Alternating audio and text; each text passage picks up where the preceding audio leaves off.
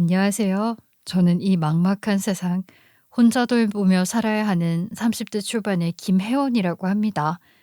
제가 왜 벌써 혼자 남게 됐는지는 차차 하고, 여러분은 혹시 이상형이 있으신가요? 전 있었거든요. 근데 그게 제 눈을 가려버렸던 것 같아요. 제겐 너무나 완벽했던 그 사람이 결혼 사기를 노린 파렴치범이었던 사실. 전 더 이상 물러날 곳이 없어 일단 결혼식까지 가는 도박을 하게 됐지만, 여러분은 부디 처음부터 현명한 선택하시길 바라며 제 긴박했던 복수 이야기 한번 풀어보도록 하겠습니다. 저는 어릴 적부터 남들이 말하는 금수저 비슷하게 자랐어요. 아빠 사업이 잘 돼서 유복했고, 엄마는 살림살이에 애정이 넘쳤고, 귀여운 남동생까지 있어서 그야말로 흔히들 말하는 단란한 집안 같았던 겁니다. 학교 끝나고 집에 오면 따뜻한 국이 기다리고 있었고, 주말이면 내 식구가 같이 나가 외식도 자주 했죠. 저는 친구들 앞에서 괜히 잘난 척을 하면서 우리 집은 늘 화목하다는 식으로 말하곤 했거든요. 제가 그런 식으로 자랑을 하고 다녀서 그런 걸까요? 그 행복이 그렇게 허무하게 날아갈 줄은 정말 꿈에도 몰랐어요. 그날도 평소처럼 학원을 마치고 집으로 가는 길이었는데요. 시간은 이미 저녁 늦게였고 하늘엔 가로등 불빛이 하나둘 켜져 있었죠. 원래라면 이렇게 학원이 늦게 끝날 때는 엄마 아빠가 택시를 타고 들어오라고 하는데, 그날따라 엄마가 남동생을 데리고 마중 나오겠다고 하시는 거예요. 아마 동생 그 녀석이 아이스크림이라도 먹고 싶다고 했나 봐요. 그런데 원래대로라면 학원에서 나오자마자 그 앞 공원에 엄마랑 동생이 있어야 하는데 아무도 없는 겁니다. 길이 막혔나 싶어 전화를 걸었는데 엄마도 동생도 받지 않았어요. 몇 번이고 걸었는데도 신호음만 울릴 뿐이었죠. 그때 아빠한테서 전화가 왔습니다. 혜원아, 지금 당장 병원으로 와라. 병원이요? 무슨 일이에요? 엄마랑 동원이는요? 말 길게 못한다. 큰일 났으니까 빨리 와. 큰일이 났는데 병원이라니. 불길한 일밖에 떠오르지 않았어요. 병원에 도착했을 땐 이미 늦었더군요. 하얀 천으로 덮인 엄마와 동생이 누워 있었고, 주변에선 다들 사람들이 수군거렸습니다. 웅웅거리는 귀 끝에 횡단보도에서 트럭에 치였다는 말이 들린 것도 같았지만, 그 순간에는 귀에 제대로 들어오지도 않았어요. 눈앞에서 세상이 무너지는 것 같았는데 손만 덜덜 떨리고 말 한마디도 나오지 않더군요. 그리고 그날 이후 저희 집은요, 그야말로 완전히 뒤집혔습니다. 아빠는 술 없이는 단 하루도 못 버티는 사람이 되었고, 예전에 다정했던 아빠는 흔적도 없이 사라져서 술만 마시면 제게 화를 내곤 했어요. 네 탓이야. 네가 늦게 다니질 않았으면 네 엄마랑 동생이 거길 왜 갔겠냐고. 나도 힘들어, 아빠. 그게 왜 내 잘못이라고 그래? 그게 왜 내 탓이냐고. 닥쳐. 내가 지금 눈 뜨고 저 둘 얼굴 못 보는 게 다 네 때문이야. 그렇게 아빠는 술에 취하면 꼭 제게 소리를 질렀어요. 욕설로도 모자라서 손찌검이 따라왔고, 저는 점점 아빠 눈빛만 봐도 몸이 추스러들었죠. 그런데 더 무서운 건요, 술을 마시지 않았을 때였습니다. 혜원아, 너는 절대 멀리 다니면 안 돼. 혹시라도 너까지 큰일 나면 아빠는 진짜 못 살아. 그러니까 해지기 전에 무조건 집에 들어오고. 아빠, 저 이제 고등학생이에요. 학원 안 다니면 공부도 못 따라가요. 학원? 이제 학원 같은 소리 하지 마. 대학 안 가도 먹고 살 수 있어. 나는 그 꼴 못 본다. 겉으로는 보호하는 것처럼 들리지만 사실상 감금이었습니다. 통학길까지 보고해야 했고 핸드폰도 검사당했어요. 친구랑 떡볶이 한번 먹는 것도 죄진 일처럼 숨겨야 했죠. 술에 취하면 폭력, 술에 깨면 집착과 통제. 저는 그 두 얼굴 사이에서 하루하루를 버텼습니다. 떠나고 싶다는 생각을 수도 없이 했지만, 엄마도 동생도 없는데 내가 아빠까지 버리면 안 된다는 죄책감 때문에 결국 못 나갔습니다. 그러는 사이 저는 크면서 점점 엄마 얼굴을 닮아갔고, 아빠는 그게 더 괴로웠던 모양입니다. 술에 취하면 저를 때리면서 욕을 하다가도 술에 깨면 제 손을 붙잡고 미안하다고 엉엉 우시는 거예요. 지금에야 아빠가 제일 괴로우셨을지도 모르겠다고 생각해 보려 하지만, 아직 어렸던 저에게는 집이 더 이상 집이 아니라는 것은 너무나 괴로운 일이었어요. 감옥 갔다는 말, 그 말이 딱 맞았습니다. 저는 성인이 되기를 손꼽아 기다렸습니다. 고등학교 졸업하자마자 알바를 해서 월세방을 구했고 마침내 집을 나왔어요. 하지만 완전히 끊어내지는 못했죠. 어떻게 아빠를 혼자 내버려 두겠어요. 그래서 낮에는 아빠랑 만났지만 저녁에는 절대 얼굴을 보지 않았습니다. 저만의 안전장치였죠. 그 무렵 제 안에는 뚜렷한 다짐이 하나 자리 잡았어요. 앞으로는 절대 술에 취해 가족을 괴롭히는 남자랑은 결혼하지 않겠다. 저한테 술 냄새는 곧 폭력 냄새와 다름없었으니까요. 하지만 제 다짐과 상관없이 아빠는 결국 또 사고를 냈습니다. 술에 잔뜩 취해 아파트 난간에 기대있다가 그대로 떨어진 겁니다. 안타깝지만 이번 사건은 단순 실족사로 보입니다. 술에 많이 취하신 상태에서 난간에 기대다 중심을 잃으신 것 같아요. 외부의 다른 범죄 정황은 발견되지 않았습니다. 실족사라고요? 네, 뭐 아빠라면 그러실 만도 해요. 확인해 주셔서 감사합니다. 경찰은 단순 실족사라고 했지만 슬픔과 별개로 크게 놀라지는 않았어요. 그렇게 돌아가신 게 아니더라도 알코올 중독으로 이미 건강이 많이 안 좋아지셨거든요. 그게 아빠의 마지막이었어요. 아빠가 남긴 건 단 하나, 엄마가 생전에 아껴서 마련해둔 7층짜리 빌라였습니다. 원래는 다른 부동산이며 재산이 더 있었지만 엄마가 돌아가시고서 매일 술만 먹으며 다 탕진했거든요. 근데 그러면서도 이 건물만큼은 손을 못 대셨다는 게 참 생각이 또 많아지더라고요. 1, 2층은 상가, 위층은 전세 월세 세입자들로 꽉 찬 건물이었는데요. 저는 그걸 얼떨결에 상속받았고 그때부터 저는 제 인생에 건물 관리라는 새로운 짐이 더해졌습니다. 옥상에는 엄마가 손수 만들어 놓은 화단이 있었는데 이미 꽃들은 시들어가고 있었고 그걸 보는 순간 발걸음이 멈추더군요. 저는 흙을 만지며 시든 잎을 뜯어내면서 엄마가 여기에 남아있구나 하는 생각이 들었어요. 아빠도 그래서 손을 못 대셨나 봐요. 그래서 틈날 때마다 올라가 물을 주고 새 꽃을 심었죠. 그때까지만 해도 몰랐습니다. 그 빌라가 제 인생을 송두리째 흔들어 놓을 줄은요. 그렇게 아빠 장례식을 치르고 얼떨결에 건물주가 된 저의 일상은 순식간에 바뀌었어요. 집을 나와 혼자 살던 25 젊은 여자가 하루아침에 세입자들 관리부터 건물 유지까지 떠맡게 된 거죠. 솔직히 말씀을 드리면 처음에는 버겁기 짝이 없었어요. 계약이 어쩌고 관리비가 어쩌고 세입자가 전화해서 수도가 안 나온다고 하면 어디서부터 어디까지 전화를 돌려야 하는지도 몰랐거든요. 그나마 다행이었던 건 건물 자체가 크지 않고 깔끔해서 큰 문제는 없었다는 겁니다.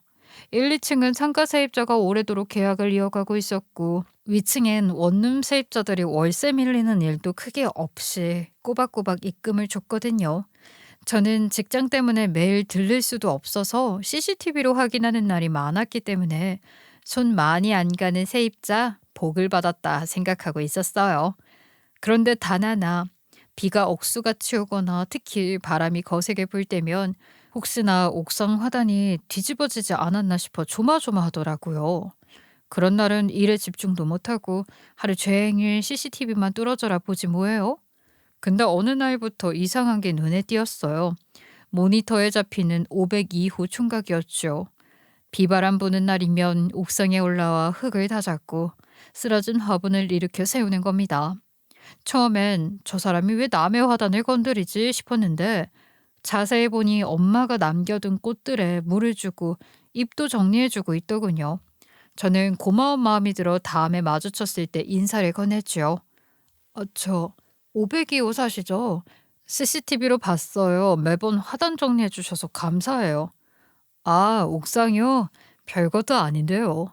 그냥 보기 안쓰러워서 조금 손봤습니다. 아니에요. 저한테는 큰 도움이 됐어요.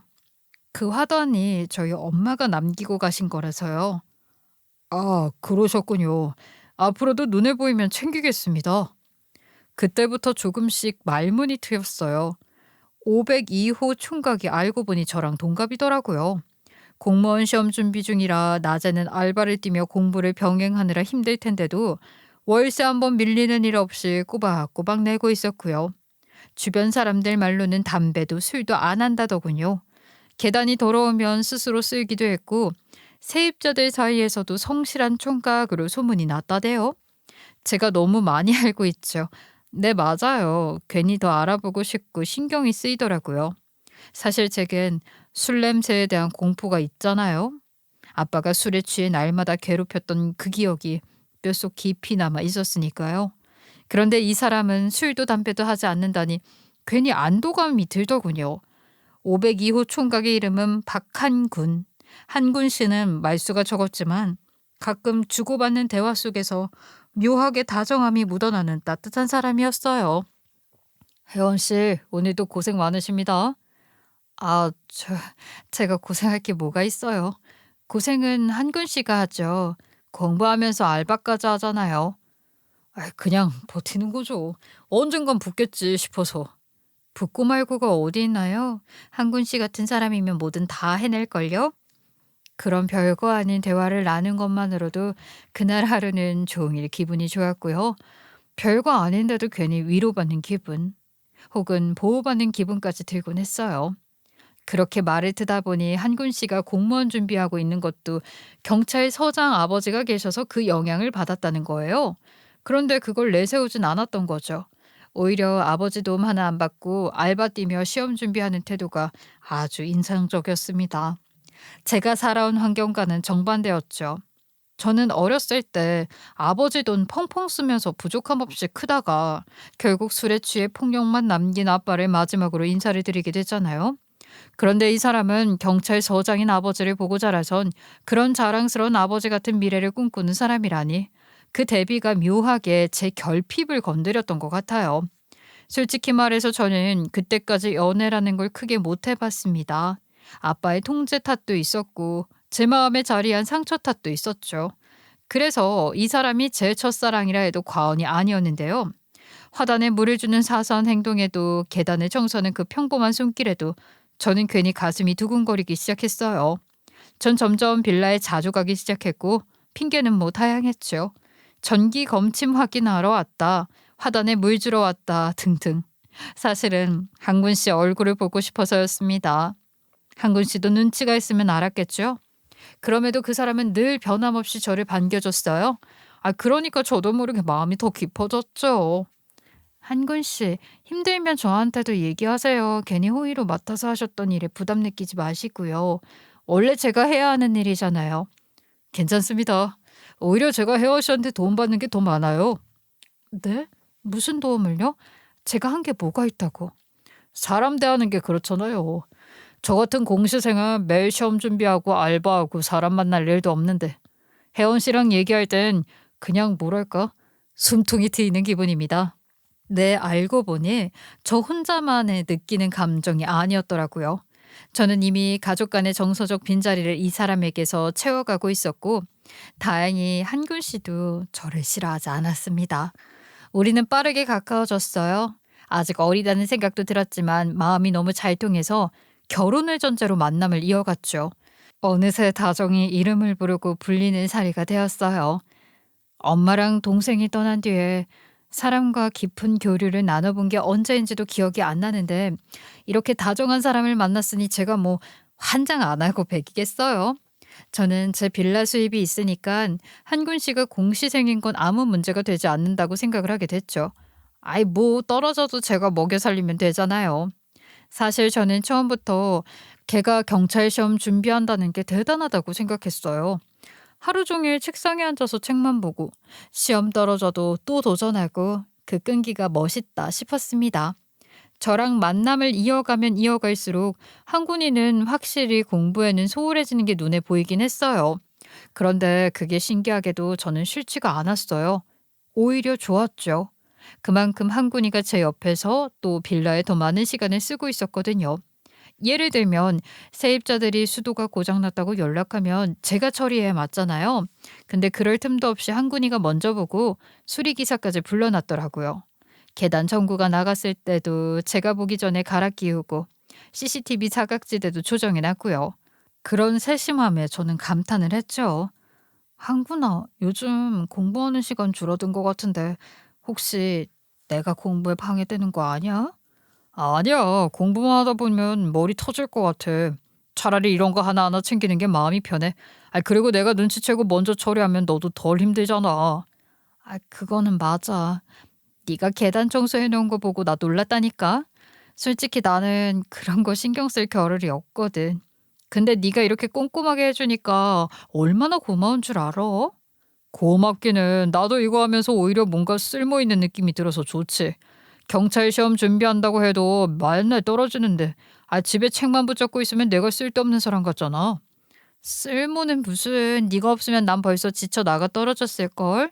시험은 또 보면 되지. 떨어지면 다시 보면 되고 합격하면 좋고. 어차피 나는 네 옆에 있을 거야. 전 점점 제 직장과 생활에 집중할 수 있었어요. 빌라 관리라는 게 참 별거 아닌 듯 하면서도 손이 무척이나 많이 가는 일인데 그걸 한 군이가 도맡으니까 저는 뭔가 큰 버팀목이 생긴 것 같았거든요. 물론 그 이후로도 시험은 자잘한 거 포함 몇 번이나 성적이 좋지 않았습니다. 결혼까지 생각하고 있는 사이였으니 그럴 때마다 보통은 실망하거나 조바심이 났을 수도 있는데 전 오히려 마음을 점점 굳혀간 것 같아요. 차라리 공부는 잠깐 접고 빌라 관리 전담해 줄래? 건물 관리인으로 일하면 내가 월급을 줄게. 한군이 너가 공부에 뜻이 없다거나 지쳤는데 무리하게 하는 걸까 봐 얘기하는 거니까 너무 부담 가지지는 말고.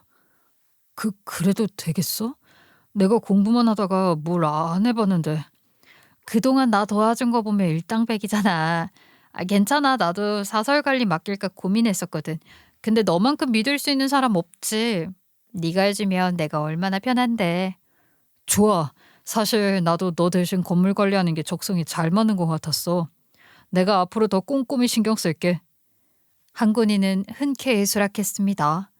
사실 공부하는 거에 많이 지쳤었나 봐요. 그날 이후 출입카드며 CCTV 접근 권한까지 모두 한군이 손에 들어갔어요. 저는 이제 더 이상 노심초사하며 CCTV로 확인할 필요도 없었죠. 한군이가 다 알아서 하겠지 하는 믿음이 있었으니까요. 그렇게 평탄하게 흘러가던 어느 날 작은 금이 가는 사건이 하나 일어났습니다. 그날은 회사 회식이 있던 날이었는데 저는 원래 혼자서 술을 아예 입에도 안 대는 사람이었는데 회식 때만 분위기 맞춰 몇 잔 기울이는 정도였거든요. 근데 그날따라 윗사람들이 계속해서 억지로 권하는 통에 결국 한 병을 넘게 마시게 됐습니다. 솔직히 말하면 한 병 가지고 취하진 않았어요. 술을 안 마신다 뿐이지 주량 자체는 제가 셌거든요. 하지만 술을 입에 댈 때마다 아빠 생각이 나서 가슴에 기묘한 불안감이 생기는데 그게 너무 싫어서 안 마시는 거였거든요. 그런데 이상하게도 그날따라는 그 불안보다 한kun이가 보고 싶다는 생각이 더 강하게 밀려오더라고요. 그래서 연락도 안 하고 곧장 택시 타고 빌라로 갔는데요. 술 기운에 용기도 생겼던 것 같아요. 502호 문 앞에 섰을 때는 자정이 가까운 시각이었습니다. 불은 꺼져 있었는데 저는 그냥 비밀번호 띡띡띡 쳐서 열고 들어갔죠.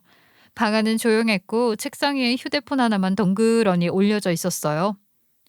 뭐야? 어디 간 거야? 이 시간에 휴대폰도 안 들고 나가고. 뭐지? 처음에는 뭐 편의점이라도 갔나 싶었어요. 휴대폰만 두고 나가는 경우도 있으니까요. 전 그냥 침대에 앉아 기다렸습니다. 그런데 시간이 한참 지나도 기척이 없었어요. 10분, 20분, 30분. 방 안은 싸늘했고 저는 혼자 앉아 있는데 자꾸만 이상한 생각에 고개를 들더군요. 핸드폰을 놓고 간 걸 보면 가까운 데 나갔을 거고 혹시 빌라를 관리하다가 사고라도 난 건 아닌가 불안이 엄습했죠. 이게 단순히 편의점 간 게 아닐 수도 있다는 생각이 자꾸만 스물스물 올라왔거든요. 그러다 문득 혹시 옥상이라도 올라가 있나 하는 생각이 들어서 현관을 박차고 나왔습니다. 그런데 계단을 향해 막 몸을 돌리던 그 순간 진짜로 예상 못한 장면이 제 앞에 펼쳐졌어요. 506호의 문이 열리더니 거기서 한군이가 나오는 거예요. 근데 제가 놀란 점은요. 506호는 20대 여자 혼자 사는 곳이었기 때문이었어요. 아니 이게 뭐냐고요. 왜 이 오밤중에 506호에서 나와? 순간 제 발걸음이 멈췄고 저를 발군한 한군이도 헉하고 놀라더니 몸을 주춤했어요. 혜원아, 너 회식이라며. 무슨 일이야? 그게 지금 중요해? 너가 왜 거기서 나와? 그것도 이 시간에? 아, 506호 세입자분이 배수구물이 잘 안 내려간다고 연락이 와서 확인 좀 하고 나온 거야. 아니, 지금 이 시간에요? 배수구? 아이, 그래요. 배수구 막혀서 관리인 부를 수도 있죠. 근데 혼자 사는 여자가 이 밤에 건장한 젊은 남자 관리인을 부르는 것도 좀 그렇고, 세입자가 불렀더라도 이 시간에 그렇게까지 도와주러 갔다는 게 술이 덜 깬 머리에도 그 그림이 딱 맞게 들어오질 않더라고요. 그래서 다시 따졌습니다. 아니, 그래도 그렇지. 이 밤에 혼자 사는 여자 집에 들어갔다가 나오는 게 말이 돼? 할 거면 내일 낮에 간다고 하면 되지. 아니, 아니야. 그런 거 절대 절대 아니야. 낮에는 내가 시간이 안 돼서 그냥 잠깐 배수관만 확인한 거라고. 진짜 그게 다야. 여기서부터 제 머릿속은 완전 복잡해지기 시작했습니다. 아, 그래, 배수구가 막힐 수도 있지. 근데 꼭 이 밤중에 들어가야 했나? 낮에는 왜 안 되고? 하필 내가 회식 있다고 집 비운 날 그때 맞춰서 들어갔단 말이야? 하고 꼬리에 꼬리를 물면서 별 생각이 다 드는 거예요. 그런데 그 순간 506호 여자가 문을 열고 나왔어요. 빌라가 조용하다 보니까 복도에서 말다툼하던 소리가 다 들렸던 모양이에요. 여자가 고개를 내밀더니 머쓱한 미소를 지으면서 말하더군요. 사장님, 정말이에요. 제가 부탁드린 게 맞아요. 물 내려가는 소리가 계속 나서요. 안 그래도 이 시간에 연락드린 것도 죄송했는데 괜히 오해하시게 해서 더 죄송하네요. 그 말을 듣는 순간 저는 그냥 멍해졌어요. 세입자분이 직접 나와서 변호를 해줄 줄은 몰랐거든요. 술 기운 때문인지 또 제가 그때까지 한군이를 너무 믿고 있었던 탓인지 그냥 아, 그런 거였구나 하고 넘겨버린 거예요. 그리고는 506호 여자랑 짧게 인사만 하고 한군이랑 같이 502호 방으로 들어왔습니다. 방에 들어와 앉으니까 괜히 한군이한테 술 냄새가 나는 것 같더라고요. 근데 제가 술을 마셔서 코가 예민해진 것 같기도 싶고 그랬어요. 어쨌든 저는 술 기운에 기분이 올라와 있었고 알게 모르게 그동안 쌓였던 서운함 같은 게 뒤섞여서 결국 괜히 장난을 걸고 싶어졌습니다. 근데 있잖아, 한군아. 506호 그 여자 예쁘던데 혼자 살고. 너 진짜 배수구 보러 간 거 맞아? 아유, 또 시작이네. 그냥 부탁받은 거 가기만 한 건데 뭘. 에이, 밤중에 혼자 사는 집에 네가 들어갔다 나온 게 오해 살만 하잖아. 인정해, 안 해? 아니라고 했잖아. 그분한테도 실례잖아. 혜원이 너 술 많이 마셨나 보다. 괜한 소리 하지 마. 오해 살 일 만들어서 미안하다는 말 하기가 그렇게 힘들어? 네가 그렇게 말하면 오히려 더 수상해 보이거든. 분명히 오해할 만한 상황인데 저라면 오해 풀어준 뒤에 미안하다고 먼저 말이 나왔을 것 같거든요. 근데 오히려 저를 이상한 사람 만드니까 조금 열이 받는 거예요. 그래서 제가 그렇게 몇 마디 더 이어가니까 얼굴이 딱 굳더니 한군이가 갑자기 버럭 소리를 지르는 겁니다. 아이씨, 아니라고 했잖아. 순간 그 눈빛이 번쩍 매섭게 바뀌는 게 느껴졌어요. 저는 그대로 얼어붙었습니다. 왜냐면요, 그 눈빛이 술 취한 아빠가 저를 때리기 직전에 그 눈빛이랑 너무너무 똑같았거든요. 그 순간 심장이 아래로 꺼지는 것 같고 몸이 딱 굳어버렸습니다. 제가 쩍하고 굳은 모습을 보고 놀랐는지 한군이가 곧바로 표정을 풀며 다가왔죠. 아, 혜원아, 소리쳐서 미안해. 너가 내 말을 안 믿는 것 같아서 순간 화가 나서 그랬어. 진짜 배수구 보고 온 게 그게 다야. 장난이라도 그런 소리 하지 마. 나 그런 사람 아닌 거 알잖아. 알았어. 나도 괜히 장난치고 싶은 마음에 물고 늘어져서 미안해. 저는 그렇게 넘겼지만 속으로는 온몸이 떨렸습니다. 심장은 두근거리고 이 손끝까지 차갑게 식었어요. 그래, 그래. 잠깐 욱한 거겠지. 아빠처럼 욕을 퍼붓거나 손찌검을 한 건 아니잖아? 그냥 순간 실수였던 거야. 그렇게 스스로를 위로할 수밖에 없었습니다. 그날 이후로 한군이는 다시 평소처럼 다정한 모습으로 돌아왔어요. 아니, 오히려 더 잘해줬죠. 제가 회사에서 힘들다고 하면 데리러 와주고 작은 것도 놓치지 않고 챙겨주고 하면서 자기가 실수했던 걸 만회하려는 것 같더라고요. 그런 모습들을 보면서 저는 그래, 그날은 그냥 순간의 실수였던 거야 하며 스스로 다독였습니다. 그리고 결혼 준비도 순조로웠어요. 예비 시댁은 다행히 부모가 없는 저를 반대하진 않았습니다. 오히려 그런 힘든 환경에서도 바르게 잘 컸다며 칭찬까지 해주시더라고요. 전 속으로 아마 내가 들고 가는 게 더 많으니깐 그러는 거겠지? 하며 씁쓸하게 웃었지만 사실 그게 무슨 상관이냐 싶었어요.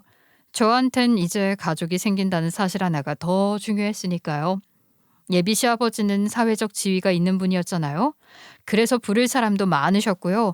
수용할 인원도 있고 하니까 화려한 홀을 빌려서 결혼식을 크게 치르길 바랐습니다. 하지만 뭐 제 쪽은 부를 사람이 별로 없었으니까 결국 합의 끝에 스몰 웨딩으로 진행하기로 했습니다. 대신 시아버지 쪽 지인은 가능한 많이 초대할 수 있도록 수용 인원을 많이 드릴 수 있는 곳으로요. 시댁에서도 최대한 제 사정을 맞춰주시니까 큰 소리 나는 일 없이 착착 준비가 되고 있었던 거예요. 그런데 인생이 늘 그렇듯이 괜히 제가 못 본 척한 부분이 제 발목을 잡더군요. 결국 그게 터진 날이 바로 결혼을 한 달 앞둔 날이었습니다. 원래라면 하루 종일 설레야 정상인데 제 행복이 와장창 깨져버린 날이기도 했죠. 웨딩드레스 최종 선택을 하러 가는 날이었는데 제가 늦잠을 자버렸거든요. 제가 연락이 안 되자 한군이가 제 집으로 차를 끌고 와서 깨워준 덕에 겨우 일어났지 뭐예요.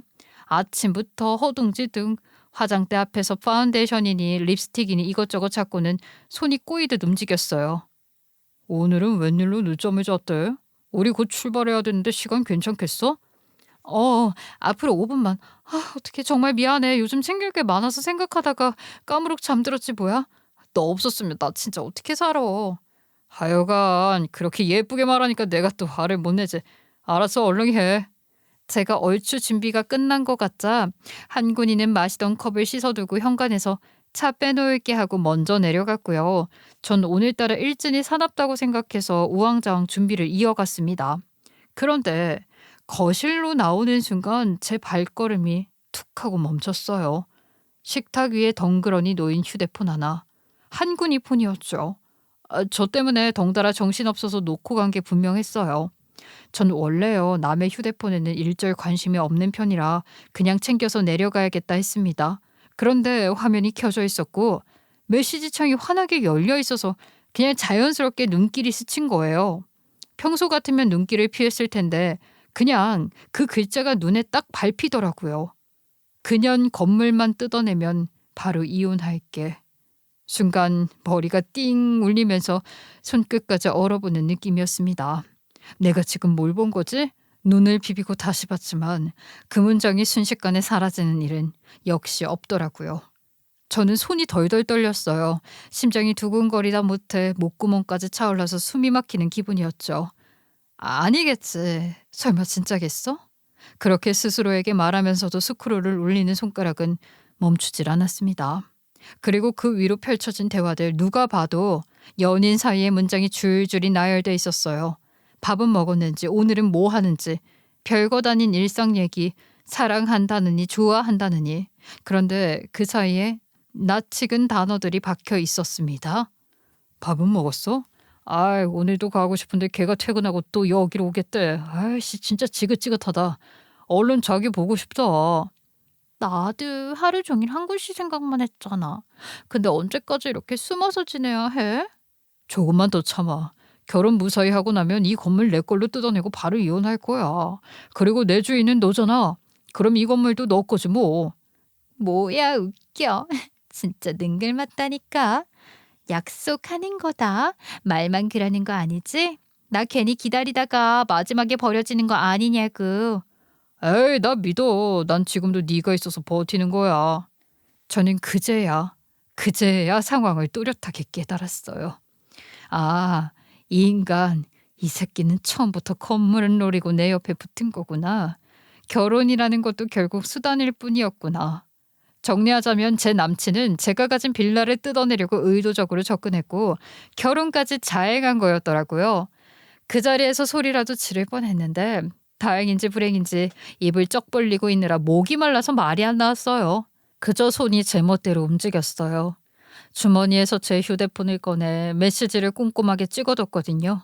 초점이 흔들려도 다시 찍고 또 찍고 증거를 남겨야겠다는 생각밖에 안 들었어요. 사진을 다 찍고 나니까 마침 차에서 빵빵하고 경적 소리가 들려왔습니다.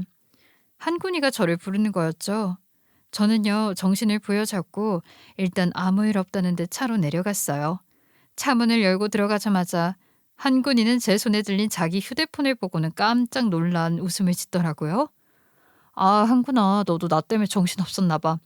평소엔 잘 챙기면서 이걸 놓고 갔네. 식탁 위에 휴대폰 덩그러니 놓여 있어서 내가 들고 나왔어. 아이고, 아이고, 내 정신 좀 봐. 휴대폰을 놓고 나왔네. 너 아니었으면 하루 종일 발 동동 구를 뻔했다. 아이고, 챙겨줘서 고마워, 혜연아. 말은 그렇게 했지만 눈빛은 순간적으로 당황하는 기색이 스쳤습니다. 손길도 황급했어요. 폰을 제 손에서 낚아채듯 가져갔거든요. 저는 그때 아무 말도 하지 않았어요. 그냥 입꼬리만 억지로 올린 채 가만히 앉아 있었죠. 속에서는 당장이라도 딱이라 한 대 날리고 싶다는 충동이 들끓었지만 그보다 더 큰 감정이 제 안에서 고개를 들고 있었습니다. 그건 바로 복수심이었습니다. 그래요. 당장 헤어지자고 하면 그냥 파혼으로 끝나고 말 거잖아요. 이 망할 년놈들이 집주인을 속여서 붙어먹고 결혼 사기를 치려고 했는데 그 전에 헤어져 주면 남들 눈에는 그저 흔한 파혼 사건 중 하나로 보일 거라는 게 못마땅했어요. 둘이 붙어먹고 나를 가지고 놀았다는 것, 우리 엄마가 그렇게 아끼던 빌라를 뜯어내려 했다는 것, 그 죗값을 사람들 많은 곳에서 까발려야만 한다고 생각했죠. 그러기엔 결혼식이 딱이었어요. 그러기 위해선 참아야만 했죠. 당연히요. 구역질이 났습니다. 앞으로 한 달 동안 이 인간과 결혼 준비를 한다는 게 토할 것 같았어요. 드레스샵에서 같이 웃고 웨딩홀 계약서에 같이 도장 찍는 그 순간마저 역겨운 연극이라는 사실을 제가 다 알게 됐으니까요. 결혼식에서 다 폭로해버리자 결정하고 나니까 머리 회전이 더 빨라지더라고요.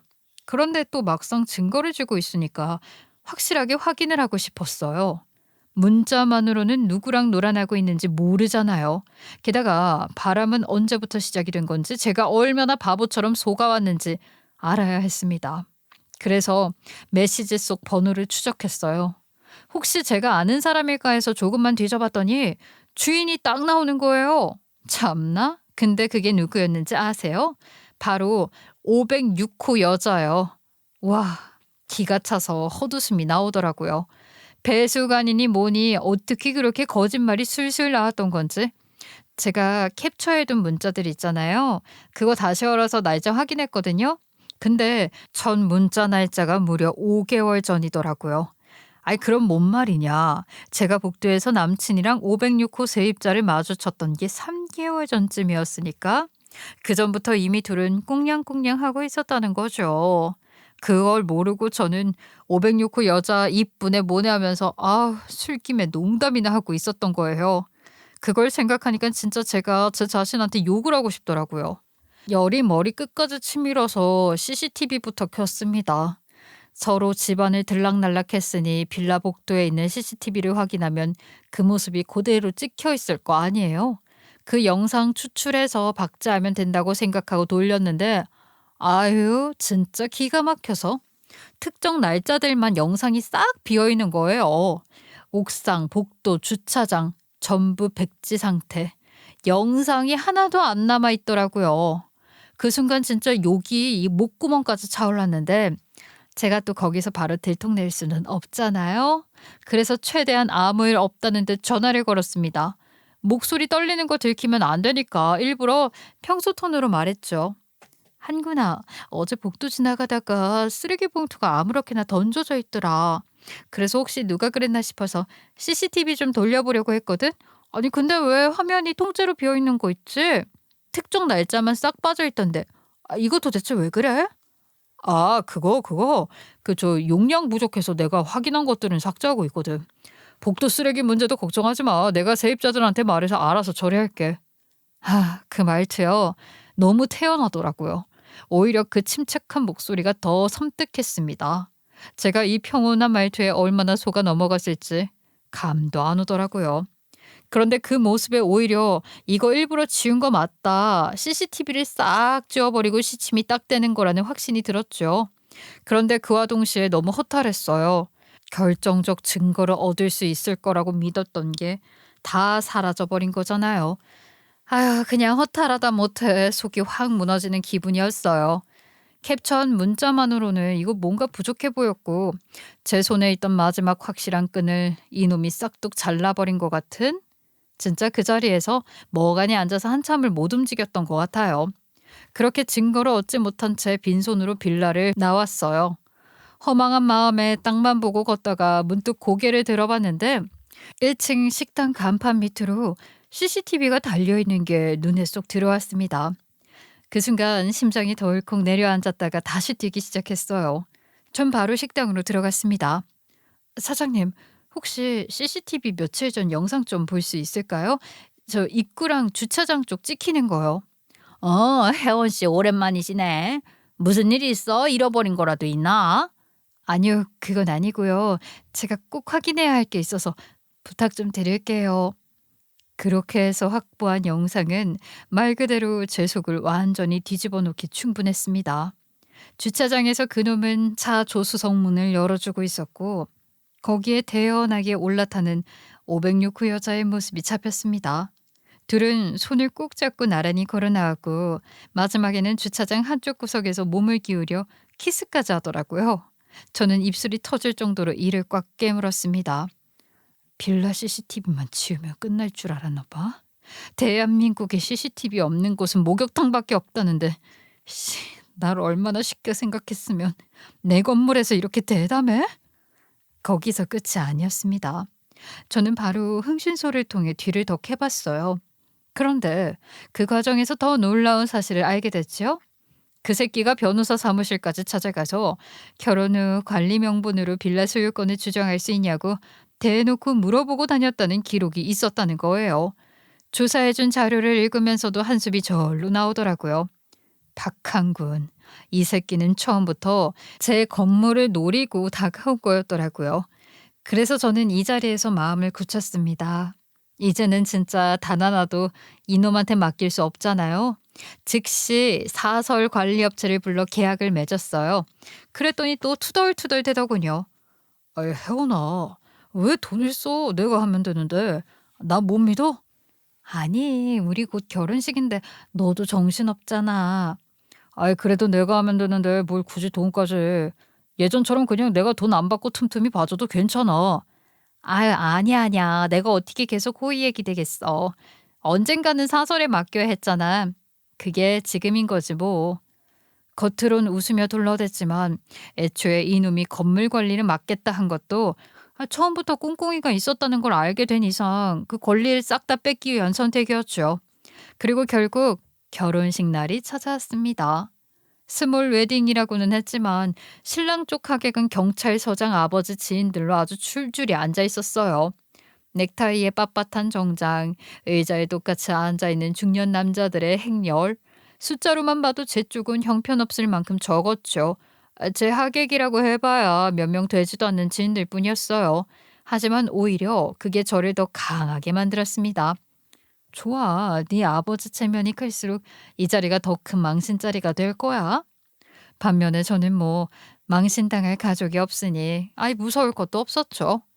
신랑 입장이 끝났고 곧 제 입장이 이어졌습니다. 수많은 시선이 저를 향했지만 저는 똑바로 고개를 들고 천천히 걸어 들어갔어요. 한 걸음 한 걸음마다 드디어 하는 긴장과 설렘이 가득 찼어요. 혼인서약 낭독 시간이 다가왔습니다. 사실 이 순간을 위해 한 달을 버틴 거였죠. 저는 이미 웨딩홀 측과 합의를 끝내둔 상태였어요. 제가 사인을 보내면 준비된 영상을 틀기로 약속이 돼 있었거든요. 아무도 그 영상이 폭로 영상일 줄은 몰랐을 겁니다. 아이 그럼 다음으로 신랑 신부가 혼인서약을 낭독하겠습니다. 그리고 그 순간 스크린이 켜지면서 화면 위로 영상이 흘러나오기 시작했어요. 1층 식당 CCTV. 신랑이 제 차에 506호 여자 태우고 손잡고 주차장에서 키스를 나누는 장면이었죠. 당연히 하객석이 술렁였죠. 여기저기서 저게 뭐야 지금 뭐야 하는 목소리가 터져 나왔고 누군가는 아예 자리에서 벌떡 일어나 화면을 똑바로 확인했어요. 신랑 쪽 하객들의 얼굴은 순식간에 굳었고 누군가는 휴대폰을 꺼내 영상을 찍기 시작했습니다. 저는 마이크를 입에 대고 선언했어요. 안녕하세요 내빈 여러분. 오늘 귀한 걸음 해주셔서 감사합니다. 그리고 죄송하다는 말씀 드립니다. 오늘은 신랑 박한군과 신부 김혜원의 결혼식이 있을 예정이었는데요. 이 결혼은 제가 여기서 없겠습니다. 저의 목소리가 단호하게 울렸어요. 사람들의 웅성거림이 점점 커졌지만 저는 그에 맞게 목소리를 더 크게 해서 홀을 쩌렁쩌렁 울리게 했고요. 제 옆에 서 있는 이 사람, 아니, 이 짐승만도 못한 놈은 내연녀가 있으면서 제 건물을 빼앗으려고 접근했고 결혼을 수단으로 삼았습니다. 제가 방금 보여드린 CCTV 영상이 그 증거고 이어서 보여드린 메시지가 증거입니다. 당연히 예식장 난리가 났죠. 하객들은 술렁거리고 여기저기서 맞네 맞네 하면서 영상과 그놈을 비교하면서 쑥덕대는데 근데 정작 제 옆에 서 있던 그 인간은 손을 휘휘 저으면서 계속 아니라고 지가 아니라는 말만 반복했어요. 아니야. 내가 아니라고 오해해요. 이거 합성이라고. 합성? 웃기는 소리하고 자빠졌네. 야, 어떻게 그렇게까지 뻔뻔하게 거짓말을 하니? 내가 CCTV 원본을 손에 쥐고 있는데 우길 걸 우겨야지. 이 많은 사람들 앞에서 더 수습 못할 거짓말하고 싶어? 결국 인원 표정이 달라졌습니다. 얼굴이 새빨갛게 달아오르더니 눈빛이 싹 바뀌더라고요. 이게 뭐 하는 짓이야 이 미친년아. 너 미친년 아니야 이거? 순간 온갖 욕설이 쏟아졌어요. 목소리는 예식장 스피커보다 더 크게 울려 퍼졌고 하객들 얼굴은 다 굳어버렸죠. 신랑이라는 놈이 결혼식장에서 신부한테 욕을 퍼붓고 있는데 다들 말을 못하고 고개만 돌리더군요. 그리고는 그놈이 갑자기 오른손을 번쩍 들었어요. 아무리 화가 나도 자기보다 한 뼘 이상 더 작은 사람을 때릴 줄은 상상도 못했는데 눈빛을 보니까 얘 진짜 나 때리려고 한다 싶더라고요. 저는 옛날 생각이 나서 순간 몸을 굳었어요. 짝 하고 따기 소리가 예식장을 가득 울렸습니다. 근데 볼이 하나도 안 아픈 거예요. 슬쩍 눈을 슬며시 떠보니까 혼주석에서 예비 시아버지가 걸어 나와서 자기 아들의 뺨을 후려치고 있었던 겁니다. 이놈 자식이, 네가 우리 집안의 목출하고도 지금 이딴 소리를 뻔뻔하게 내뱉어? 부끄러운 줄도 모르고 더 추태 부리지 말고 당장 따라 나와라. 짧고 매섭게 내뱉은 한마디. 그리고는 아들을 노려보며 말 한마디 덧붙이지 않고 자리를 떠났습니다. 그 자식은 제 아버지는 무서운지 볼을 부여잡고 멍하니 서 있다가 결국 고개 푹 숙이고 아버지를 따라 나가더군요. 그 뒷모습 저는 단상 위에서 똑똑히 봤습니다. 초라하고 비참하기 그지없는 뒷모습이었어요. 그런데 한쪽 구석에서 제 친구들이 술렁대고 있었습니다. 그래서 저도 고개를 돌려봤는데 와, 그 자리에 앉아있는 얼굴 하나가 눈에 들어오는 건데 506호 여자가 있는 겁니다. 아니 세상에 뻔뻔하게 결혼식장까지 들어와 있었다는 거예요. 신랑 쪽 하객인 척 앉아서는 고개를 푹 숙이고 있더라고요. 몰랐겠죠. 결혼식장에서 CCTV 속 주인공이 될 줄은. 제 친구들이 먼저 나섰습니다. 야, 여기가 어디라고 와. 너 CCTV에 나오던 그 여자 맞지? 내연녀 주제에 무슨 낯짝으로 결혼식에 온 거야? 기가 막히네 진짜. 남의 결혼식 와서 앉아있는 거. 야, 너 진짜 양심이 있어? 너 창피하지도 않아? 면상이 인연 보통 철판이 아니네 이거. 하객들이 웅성거렸어요. 다들 시선이 한꺼번에 그쪽으로 쏠렸고 506호 여자는 얼굴이 빨갛게 달아오르면서 뭐라 변명하려고 입만 뻐끗거렸지만 그 전에 제가 먼저 말해줬죠. 저 새끼 뭐가 그렇게 좋았니? 차? 돈? 뭐? 집 관리한다니까 건물주 아들인 줄 알았어? 근데 어쩌니 그거 다 내 돈인데? 난 필요 없으니까 저 새끼 이제 네가 가져. 딱 그 한마디 내뱉고 저는 몸을 돌려 예식장을 나왔습니다. 뒤 이야기는 제 친구들이 들려줬는데요. 제가 나가고 난 뒤에 506호 여자는 결국 사람들 앞에서 모욕감에 휩싸여 울음을 터뜨렸다고 해요. 얼굴은 새빨개지고 손으로 얼굴을 가린 채 펑펑 울면서 뛰쳐나갔답니다. 저는 그 얘기를 듣는 순간 속이 뻥 뚫리는 기분이었어요. 단상 위에서 폭로한 것도 모자라 그 여자가 스스로 발로 들어와서 망신을 자초했잖아요. 기대하지도 않던 추가 수학이었죠. 이보다 더 확실한 복수가 있을까 싶었네요. 그리고 며칠 뒤 저는 바로 506호 여자의 월세 계약을 종료시켰습니다. 관리인 자격으로 방을 하나하나 확인했는데 와 진짜로 별게 다 나오더군요. 장판은 군데군데 긁히고 찢겨 있었고 벽지에는 못질 자국이 송송 박혀 있었습니다. 싱크대 문짝은 헐거워져서 덜컥거리고 화장실 선반은 곰팡이가 잔뜩 껴있더라고요. 저는 손수 그걸 다 기록했어요. 그리고 규약 얘기를 안 할 수 없죠. 빌라 규약에 분명히 반려동물 금지라고 돼 있었는데 인연이 고양이를 몰래 키웠던 거예요. 처음에는 방 안에 남아있는 털만 봐도 느낌이 확 왔어요. 탈취기 돌려도 냄새가 배어있더군요. 저는 그걸 근거로 수리비, 청소비, 탈취비까지 전부 물렸답니다. 결국 506호 여자는 보증금 거의 다 까먹고 나가게 됐어요. 계약 종료 통보를 했을 때 그 여자가 잠깐 떨떠름하게 웃더니 억지로 침착한 척 하더군요. 아주 가소롭더라고요. 그래도 제가 월세는 꼬박꼬박 냈잖아요. 이 정도면 좀 봐주실 수 있는 거 아닌가요? 규약 어기고 시설 다 훼손해놓고 뭘 봐달래. 보증금에서 다 제하고 모자라면 추가로 청구할 거니까 그렇게 알아? 제가 그렇게 차갑게 말하고 서류를 내밀자 결국 고개를 푹 숙이고 사인을 하더군요. 그때 그 표정은 아직도 잊히질 않습니다. 502호. 전 남친 방도 진작에 알고 있었지만 곳곳에 훼손된 부분들 다 찍어놨고요. 증거로요. 그리고 제가 그동안 얘한테 사줬던 것들 생각해보니 억울하기 짝이 없었어요. 차, 옷, 전자기기까지. 저는 그걸 모조리 회수했답니다. 아, 쪼잔하면 어때요? 저는 사소한 거라도 다 챙겨서 탈탈 털어 복수하지 않으면 울분이 해소되지 않을 것 같았어요. 그렇게 하다 보니까 제가 그동안 진짜 호구처럼 퍼졌구나 싶더라고요. 그리고 결혼식 폭로 영상, 이거는 제가 퍼뜨린 것도 아닌데 하객 중 누군가 SNS에 올려나 봐요. 뭐 얼굴은 모자이크 처리됐지만 신랑이 내연녀와 같은 차에서 내린 뒤 키스하는 장면, 그걸 신부가 결혼식장에서 틀어버린 영상인데 얼마나 자극적이에요. 조회수는 순식간에 올라갔고 댓글은 불붙었습니다. 물론 지금은 지워졌지만 사람들 반응이 폭발적이었어요.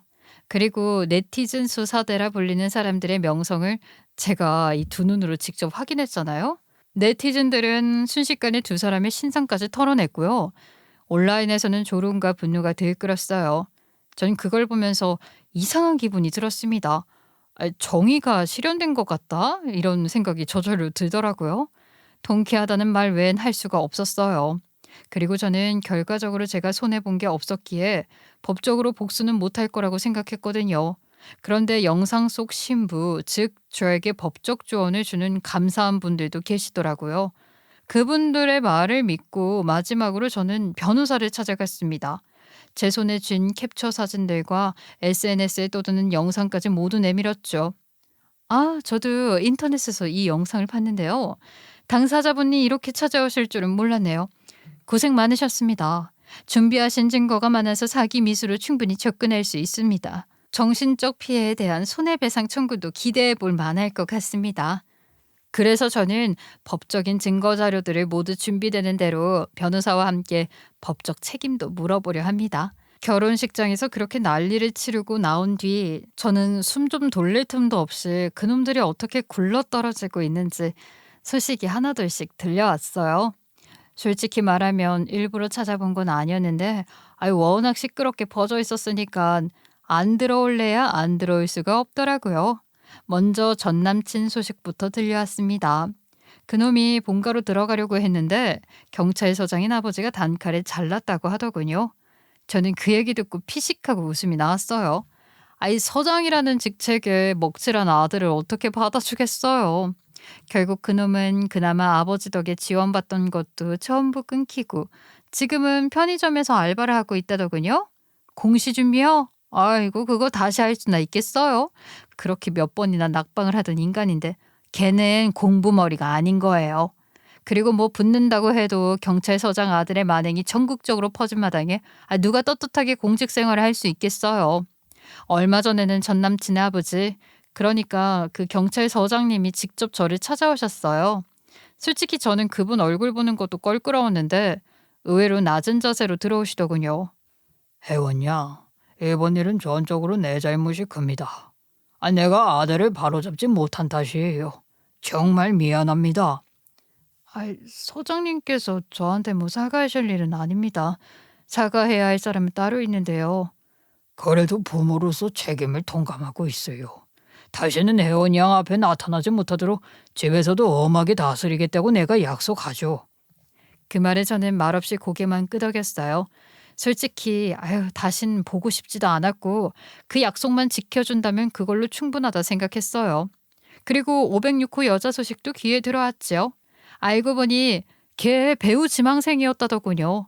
근데 결혼식 폭로 영상이 SNS에 그렇게 퍼졌으니 업계 사람들 귀에 안 들어갈 리가 있겠습니까? 오디션도 줄줄이 탈락이었대요.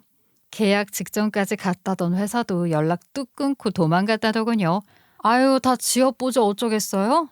그리고 결국엔 그 둘이 결국 옆 동네 반자로 이사를 갔다는 거예요.